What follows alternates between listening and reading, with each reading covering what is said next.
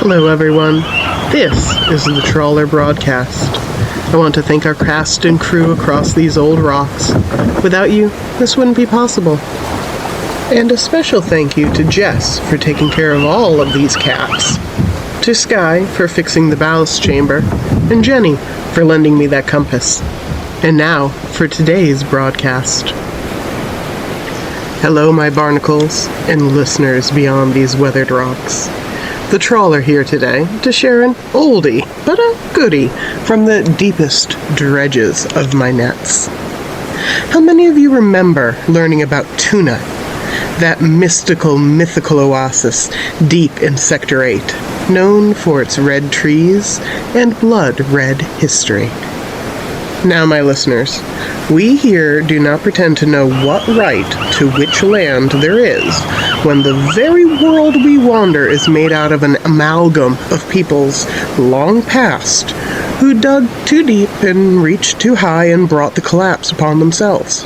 But Toona, oh yes, the land of red trees, has its own opinions on colonizers.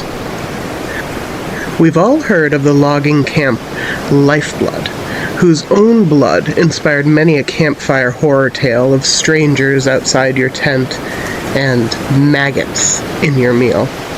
But there have been others who braved the wastelands to try and carve themselves a home in Toona. In a well-bedraggled clipping from an article, let's see here, looks like year 14, I found the tale of William O'Hara, a Janeth Prime explorer who led an expedition of 17 people to their doom, almost to a soul, trying to map the sector and discover gold. You see, O'Hara believed there to be an order to the misshapen birth of Mirhanan, and claimed that a famous mine from Janeth Prime was still in location relative to other remnants. Setting off with a team of 6 oxen, 100 pounds of dried meat, and 75 pounds of rice per person, as well as a laundry list of questionably useful tools. It says here they had a velocimeter, 4 shovels, 1 pickaxe, and something called a big bogey. Listeners all need help figuring out what that one was. In addition to, and I quote, "What there a proper conqueror of the natural order might need to subdue new and unmet terrain with swift might and just ease." Charming fellow. Nowhere in this article do they list any guns, ammunitions, or even a simple bedroll. Listeners, they're lucky the expedition made it out of the field they started in. I know what you're saying. This could be the result of poor reporting in the younger years. To that I say,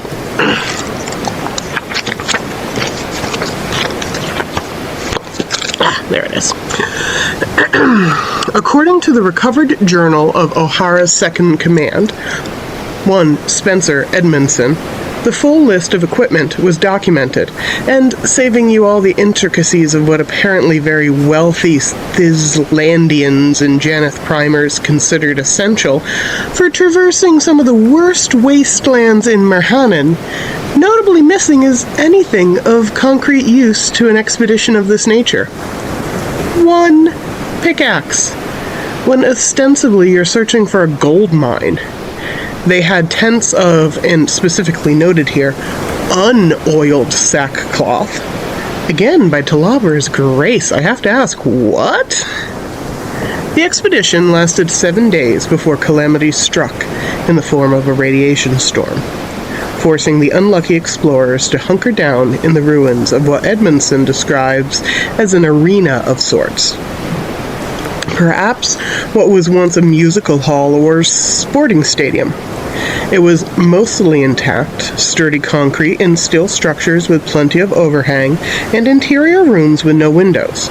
Perplexing amount of seating facing both toward the center of the above-ground space and away along the upper tiers in such a manner it was impossible to tell where the focus of the seated should fall. And the remains of complex hydraulics which might have shifted a movable canopy of some type. But Thick walls, no windows, sturdy structure. Safe as they could hope for in the situation. As the radiation storm howled at their backs, the team clambered down into the bowels of the building, thankful for ramps that let their oxen easily follow.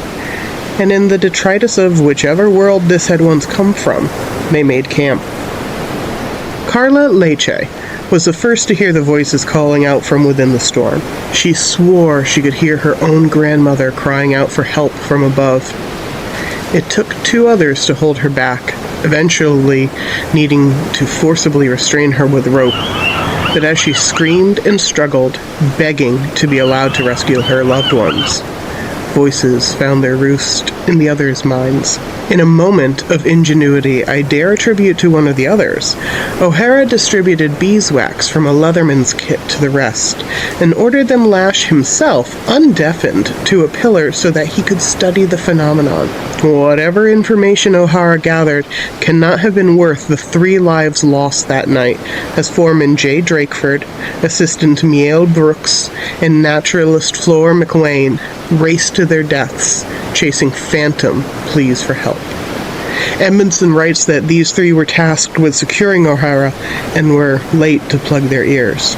Once the storm cleared, the party encountered the remains of their companions as bloated, horrid visions of pain, and reportedly buried them in plain graves with intent to collect their remains on the return for a proper interment.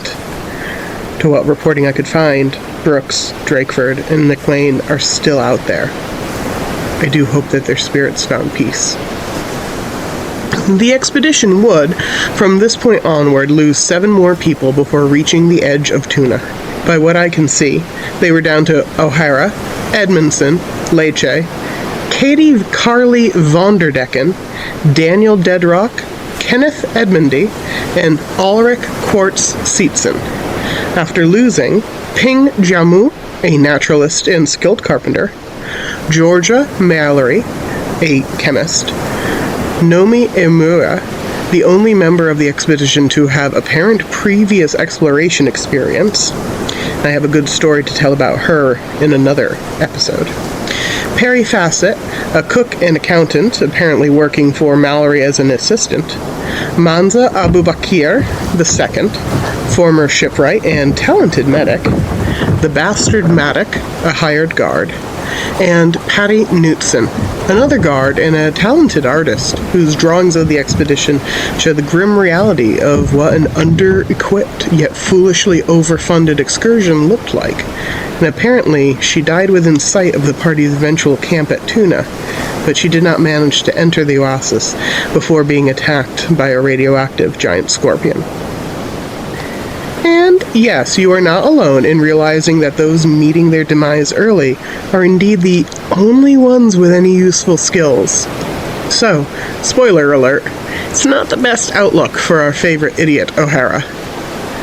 The wastelands ended rather abruptly, writes Edmondson, and Knutson's drawing, unfinished but stunning, shows a lush jungle sloping towards sort of a savanna-looking landscape, with distinctively shaped trees ballooning upwards with bulging smooth trunks and reaching spindly crowns of thin branches. Edmondson writes that the air was rarefied along the edges of the territory, but thickened as they wound their way into paradise. Soon they were drinking breathfuls of champagne instead of contaminated wasteland air. The scent of vanilla orchids, fertile ground, humidity filling their nostrils. It was a magical sight, especially after days in the wastes, and they fell to their knees and drank deeply of crystal-clear streams and glutted themselves on ripe fruit from any vine they could reach. Seetson would die with a mouthful of bubbling, caustic juice from a purple droop eroding his flesh, before anyone could think of helping.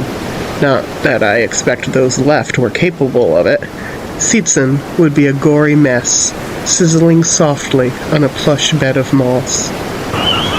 Setting up camp was a debacle, as again, they had perilously little in terms of useful supplies.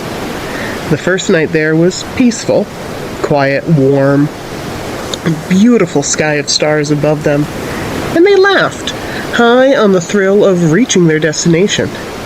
O'Hara was convinced that the mine was in the center of Toona, and the dwindling group planned how they would search, foolishly deciding to split up to cover more ground. As the night grew darker, bats flitted overhead, and those crepuscular creatures that always manage to sound much larger than they are prowled the edges of the firelight. People sang songs, ate their nutritionally incomplete meals, and turned in for the night filled with unearned optimism. In the morning, nobody but Edmondson made note of the odd tracks around their camp. They appeared to be canid in nature, but others looked like drag marks. So they assumed another adventuring group and their hunting dogs had passed in the night. Now, listeners, why they would assume, in the middle of nowhere, in the middle of literally nowhere anyone should be able to survive, there was a random other hunting party and dogs? Oh, it just boggles my moggle. O'Hara set his plan to the group over porridge. By splitting up, they would cover more ground. And there is a note here that says, Upon the assumption of success, William proclaimed that we would tear down camp to set up again at the mine upon rendezvous. So listeners, not only did he suggest splitting the party, but he assumed that dividing up their already meager supplies would be a good idea? Assuming that they would find the mine that they had no evidence existed, assuming they would find it in time to set up their camp again, assuming they would somehow manage to relay its location to each other. You know, sometimes an adventure ends tragically. But we get to read about it and have admiration for brave explorers who tested their mettle against an unforgiving world. Sometimes we bemoan poor luck and circumstance that cuts through all the talent and experience in the world as just the way the oyster shell crumbles. Sometimes we even say that was a poor decision, but they had guts and died doing what they loved. This is not one of those times, listeners. The only people on this expedition that seemed to have a lick of sense in their heads were unfortunately killed by the disastrously poor planning of their arrogant leader, William O'Hara. In the end, only Carla Leche would make it out alive, and her mental being was torn to shreds from the horror of her ordeal, likely in no small part to that initial radiation storm. But I will try to make sense from what remains of her interviews and the scrawled half-notes in Edmondson's journal. The team did appear to have one set of walkie-talkies, O'Hara taking one and Leche the other. Leche told reporters she heard him attempt to hail her a few times, but she couldn't catch what he was actually saying. When she tried to connect, the return from his end was a shrieking, terrible noise. One of metal on metal, or maybe a fault in the transmitter itself. We all know the screech of interference from a two-way radio. My papa had hearing aids, and every now and then he'd accidentally deafen the rest of us by getting too close to the rock's ham setup. But Leche said the sound went on and on, rising and falling, and she thought O'Hara was screaming something as well. Something along the lines of, "What the fuck is that? What is that? Ah!" Leche called him again and again, but only got more transmission back. And then a wet, slurping noise, and soft sobbing over the crackling radio. And then silence. Edmondson writes that he found a waterfall. Fresh water leading to the cliffs, but the pool that it filled must have a connection to the ocean because below was salt water. It was beautiful, like everything else in Toona, but it wasn't a gold mine. Spending some of his mid-morning at the edge of the seawater pool, Edmondson records a feeling of unease, of being watched, despite the forest around him being more or less silent. I know the classic horror narrative of a silent forest being a bad thing, being an indication that something big and scary is nearby. But I tend to think that humans ourselves are fairly big and scary to the smaller, more active wildlife of many areas. Not that a shog or a drake is afraid of a single person, But to me, it isn't strange that the native critters would be a little hesitant around bumbling explorers like the O'Hara party. In the journal, Edmondson lists quite a few interesting observations about what wildlife he did encounter, claiming that game trails were worn so heavy through the underbrush that he idly thought they could have been man-made paths. A herd of small deer with large protruding fangs inspected him at one point from the other side of the seawater pool. And overhead, birds of magnificent plumage leapt from bough to branch and chattered with almost human-like voices. Edmondson was particularly taken with the glittering fish that boldly swam up to his reflection in the water.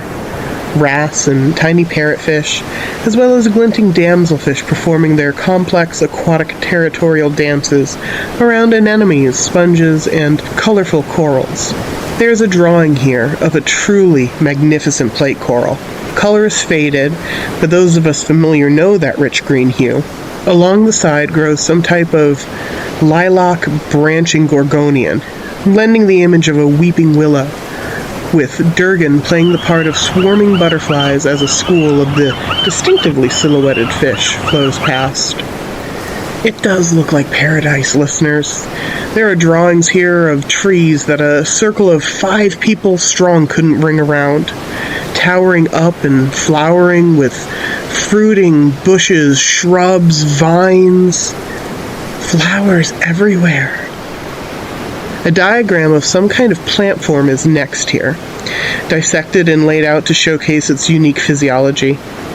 It appears to be similar to a cactus, with a tough outer skin, not quite bark, with long, slender spines sprouting from dark green, waxy skin.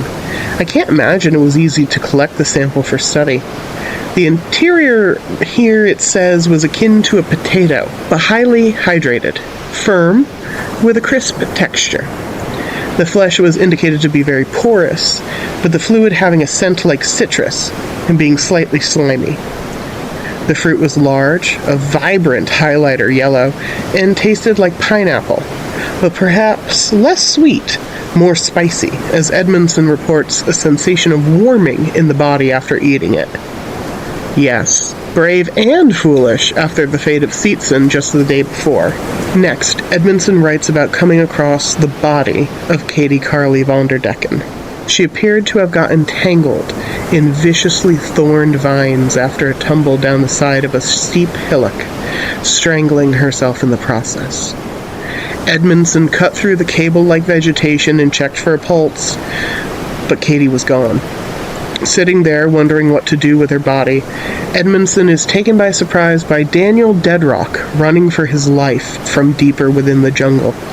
Daniel screams for Edmondson and Katie to run, not realizing that one of them was unfortunately a corpse. And before Edmondson can inquire why, something leapt down from the high branches of a tree and slammed Deadrock into the dirt with a sickening crack. The writing is clearly from a different moment than the diagram of the plant form, and reporting on von der Decken's remains, so I assume Edmondson did run for his life rather successfully. It describes the split-second scene as one of complete chaos and decisive, bloody brutality on the part of the creature. Nearly twice the size of Deadrock, who was a good-sized man to begin with, but able to move far faster. Edmondson described it as akin to a Janeth Prime primate known as a gorilla, though more limber and graceful. It had longer hair on its body than a normal ape, more akin to orangutans, and it was a beautiful glaucous color, pale, like the frosted green of a lichen. There was not much else Edmondson could recall, but he claimed it began to consume Deadrock, and attributes his own escape to it having already taken down one meal.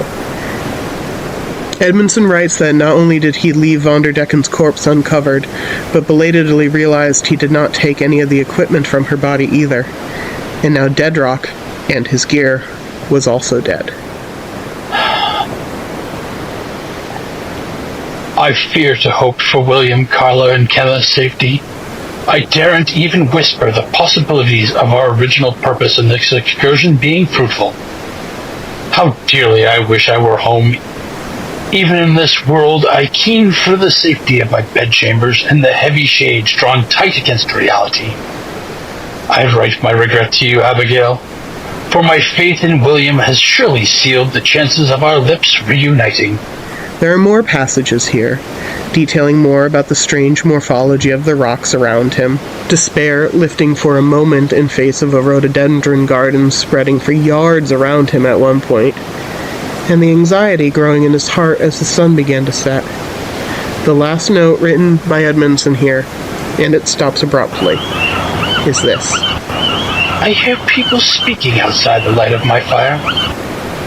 Pebbles. Pebbles are being thrown toward me from all around, and were it not I so feared of the source, I would confront the whispers and laughter of those hiding in the darkness. It angers me. And what gain do these comedians get from tormenting me? I ought to stand and face them, but the wound I took from the platform vine causes my leg to quiver, and I grow so tired. I may not even have the energy to fear what happens when my fire burns to coals. And I can only assume that these pebble-throwing whisperers are the reason Edmondson's tale stops there, listeners. Kenneth Edmondy, the last of the party, was never seen nor heard from again after the party split ways that morning. 3 days later, Carla Leche would find Edmondson's notebooks beside his poorly constructed tent, the cold fire pit, and a spray of blood covering the rest of the site. She would also find the mostly consumed remains of Deadrock and some personal effects of Von der Decken nearby. She also said she found O'Hara's body crammed inside the crevice of a tree, that he still had the walkie-talkie in his death grip, that his expression was frozen in blood-soaked terror, face swollen and bruised a deep, ugly purple, that he was slowly being digested by the liquid in the tree around him, and that the tree itself quavered with a possessive growl when she lingered too long. Carla told reporters that she spent 6 days trying to find her way out of Toona, spending the nights in caves or under ledges, hiding from the something that stalked her every move. Eventually, she found the edge, delirious from fear and the stress of evading capture, and so grateful to find the edge of that lush green jungle that she fell to her knees in the radiation-scorched grass and wept tears of joy. She says she doesn't remember a lot of the journey home. A group of goblins actually took pity on her at one point, took her into their caravan to rest and recuperate somewhat from the ordeal. Eventually, she returned to Osgonby, found those waiting on O'Hara and the rest's return, and told her story. She was put on trial at one point, accused by O'Hara's wife and his business partner of having killed the rest of her companions in order to keep the location of the mine and its riches to herself. But once in front of a judge and jury, it was clear Carla Leche was not lying about the ordeal. These are her words, taken from court transcripts, interviews, and her own writing on the expedition.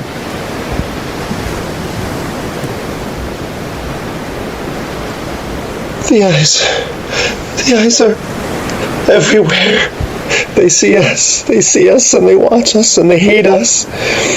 The eyes are within the darkness between the leaves. They stare unblinking at us from crook and cranny, nook and crevice. They stare and they judge, and have found us lacking. I hear the whispers between the roots of the trees, and they say we are unkept and pure. Our blood is acid to their tongues, but we'll water them the same. The roots are reaching toward us, unseen and unfelt, and they will reach us before long. Our hiding place is but a rabbit warren within, to die unseen and untouched by the light of day evermore. Our steps bend stalks never meant to bow to man, and the armies will defend their sovereign right to life.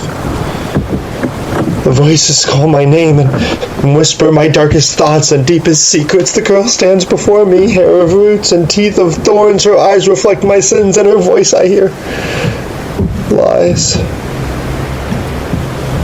I was there at night, I stood aside from my mind and waited, waiting not for the right moment, but for the moment I would break and walk willingly to its maw of sickly sweet teeth. I would stand and turn, I would sit and cry. It just waited. The sun would save me from my own despair, my own lethargy. A blessing and curse outright. It cried when I broke branches for a fire, and I felt it was tallying the destruction my very breath brought to the jungle. I haven't paid that bill. One day, it will find me. It will come to my deathbed and exact my payment due. Trees there bled. Food would become rotten in my mouth. The water would turn foul and fetid in my cupped hands. I tripped on the roots that thrust up from the earth and all manner of creature that crawled and buzzed and skittered and thirsted for my blood. I have scars that will never heal for my mistakes. I dream of it still. Of the voices that mock and the eyes that watch. Even in my nightmares, Toona is still the most beautiful place in all of Mirhanan. Like a gilded guillotine, captivating and enchanting, even as you are dragged to the stage, awed by the rubies encrusting the basket your head will fall into. Toona owns my soul, and one day I will return, and it will be there, waiting for me. Listeners, this is why the Keepers have marked Toona as a land of no entry. Not for love nor bribery will you find anyone willing to guide you there. Over the years, there have been dozens of people lost to the land of red trees. Some never found. Some their discoverers wished they'd not had to see them. Surely, there is something protecting Toona, and it is a vicious thing. But, then again, we all would bare our teeth for something we love. The O'Hara expedition, logging camp Lifeblood, even people as recently as the Eel brothers, all have met their grisly, bloody end through arrogance and impunity in the land that protects itself. There you have it, listeners. Toona, the land of red trees, where foolhardy explorers find fate has bloody ideas in store for them. Remember, my dears, the world is large. I will continue to check my nets for more stories of the deadly, unknown, and incredulous to bring you the best show that I can. Until then, be safe, be observant, and die loud, my listeners.